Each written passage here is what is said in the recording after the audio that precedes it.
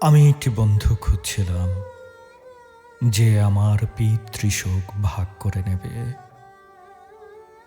নেবে আমার ফুসফুস থেকে দূষিত বাতাস। বেড়ে গেলে শহরময় শীতের প্রকোপ, তার মুখ মনে হবে সবুজ চায়ের প্যাকেট। এখানে ওখানে দেখা দিলে সংক্রামক রোগ, ক্ষয়কাশ, উইয়ে খাওয়া কারেন্সি নোটের মতো আমার ফুসফুসটিকে তীক্ষ্ণ দাঁতে ছিদ্র করে দিলে, সন্দেহজনকভাবে পুলিশ ঘুরলে পিছে ডবল ডেকার থেকে সে আমাকে ফেলে দেবে কমল ব্যান্ডেজ, সে আমাকে ফেলে দেবে ট্রান্সপারেন্ট জাদুর রুমাল। আমি যাব পাখি হয়ে পুলিশ স্কোয়াড থেকে জেনেভায় নিরস্ত্রীকরণ সম্মেলনে, বলবো আমি প্রেমিকার পলাতক গুপ্তচর।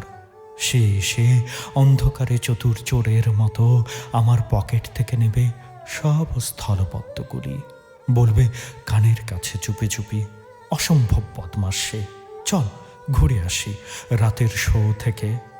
তারপর নিয়ে যাবে ক্রমাগত ভুল ঠিকানায়। তবু সেই ভীষণ বদমাসটা আমার সমস্ত ভুল ভাগ করে নেবে, ওর সমস্ত পাপ লিখে যাবে আমার ডায়েরিতে। আমার পাপ হাতে নিয়ে ধর্মযাজকের মতো অহংকারে ঢুকবে গির্জায়।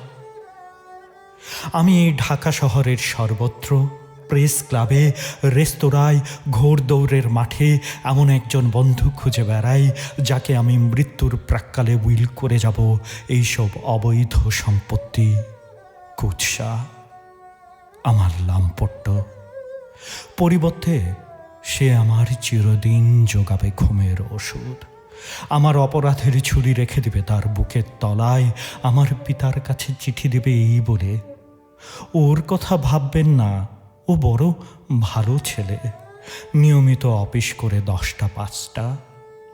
অথচ সে জানবে আমার সব পদ অভ্যাস, স্বভাবের যাবতীয় দোষ।